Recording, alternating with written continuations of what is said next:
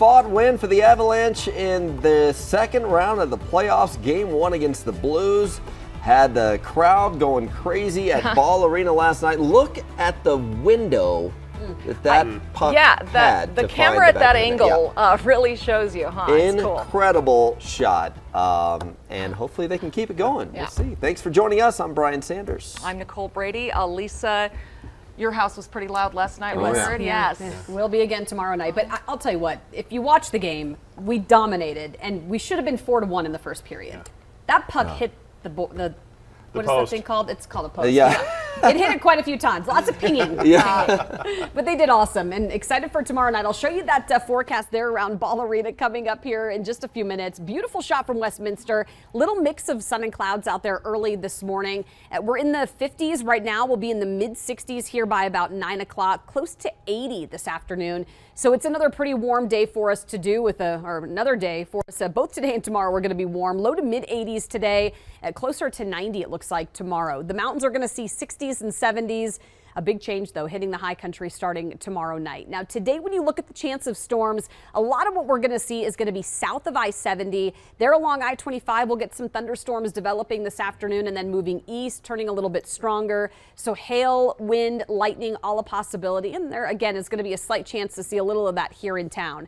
I'll take you through our futurecast here coming up, and I'll show you just how much colder it's going to get, Jason. We're talking about a 50 to 60 degree cool down within just 36 hours here in town. Details coming up. And right now we are looking at still some heavy traffic, a late volume push all around town for us right now. We do have a couple of off-freeway problems, including one on northbound Broadway trying to get past Mineral. So coming out of Highlands Ranch and using Broadway, you are going to be delayed from the camera down there at C470 and Broadway.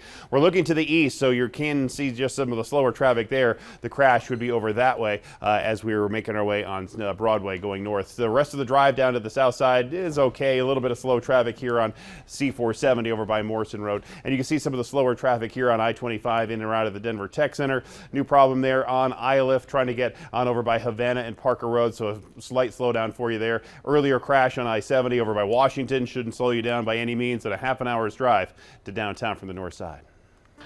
This morning, there are evacuations in response to a fast-growing wildfire in south central Colorado. The Plum Top fire is burning 7 miles north of Pagosa Springs, and we just got an update from crews saying the fire did grow overnight. They're trying to figure out how much right now. At last check, the fire had burned 600 acres. People living in the Lost Valley of the San Juans neighborhood have been evacuated from their homes.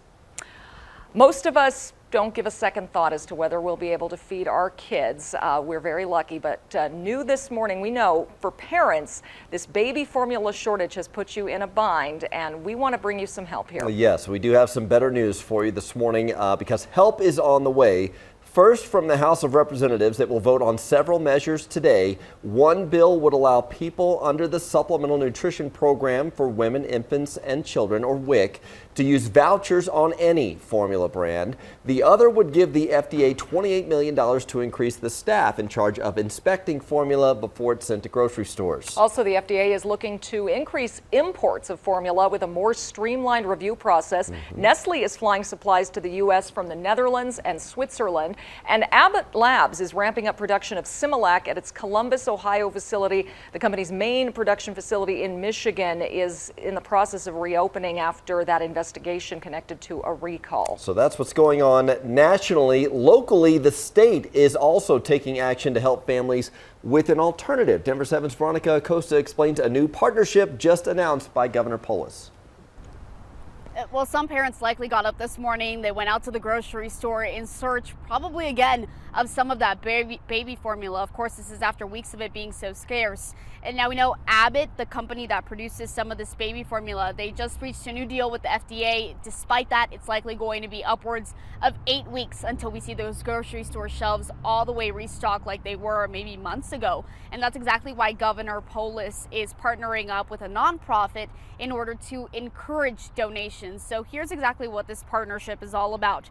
The state, along with Mother's Milk Bank, they're calling for donations of either breast milk or financial donations that could help families offset some of those costs. This is also an effort to highlight options that exist for parents out there who need to get milk over to their babies. Not every parent is able to breastfeed. Not every family has direct access to milk themselves. So, whether they're going to formula or to donor human milk, either way, they're just trying to find a way to feed their baby. Now, the cost is something the partnership between the state and Mother's Milk Bank doesn't necessarily address. Typically, an ounce of donated milk that can cost parents between $3 and $5. So if the average infant is drinking, let's say 25 ounces a day, that can cost families more than $500 a week. So if you're watching this morning and you're interested in donating either breast milk or a financial donation, all you have to do is go onto the rnchildren.org website. There are some requirements to donate some breast milk, and of course you have to fill out a form as well, but that can all be done there. We're live in Denver this morning. I'm Veronica, ACOSTA, Denver 7. Yeah, it's going to take everyone helping. Thank you, Veronica. President Biden labeled the Buffalo supermarket shooting domestic terrorism. While speaking in Buffalo yesterday, he called on Americans to reject white supremacy. The Department of Justice is investigating the Saturday shooting in a predominantly black neighborhood as a hate crime. Documents show the suspect planned the attack at least 2 months earlier. And 30 minutes before the shooting, he invited a small group of people to view a chat log on the platform Discord, which he had been using to plot the attack.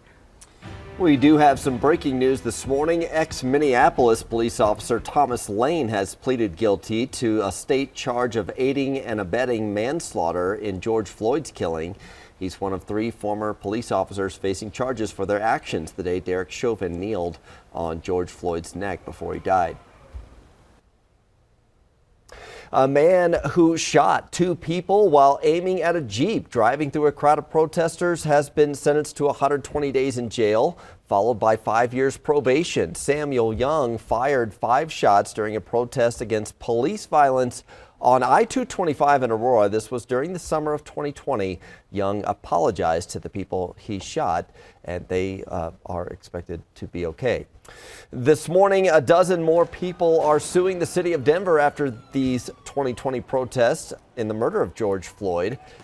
Like earlier lawsuits, they accused police of using excessive force during the demonstrations. Denver 7's Jessica Crawford joins us because time is now running out for protesters to file complaints. It sure is, Brian, and the lawsuit claims that Denver police indiscriminately used tear gas and shot projectiles at peaceful protesters, and that they knowingly endangered protesters by, like you said, Brian, using excessive force. Here's a look back at those protests that happened about 2 years ago. 12 protesters are making these recent allegations. They filed suit against the city and county of Denver following local protests after the 2020 police murder of George Floyd in Minneapolis. The people filing suit here also say that officers tried to intimidate and deter people from exercising their First Amendment rights of free speech and assembly. The suit claims that DPD used less lethal weapons, quote, indiscriminately and without any or adequate warning, even at times when the crowd was merely chanting, kneeling, or standing with their hands up. This case comes months after a $14 million verdict was awarded to other protesters on March 25th. Some of the attorneys who worked on that suit are working on this one as well. More than a dozen lawsuits have been filed against Denver in connection with these protests. Time to file is running out. The statute of limitations is just 2 years, and the protests started in May of 2020. Thank you, Jessica. Robin Nicita, the partner of former Aurora Police Chief Vanessa Wilson, has turned herself into police.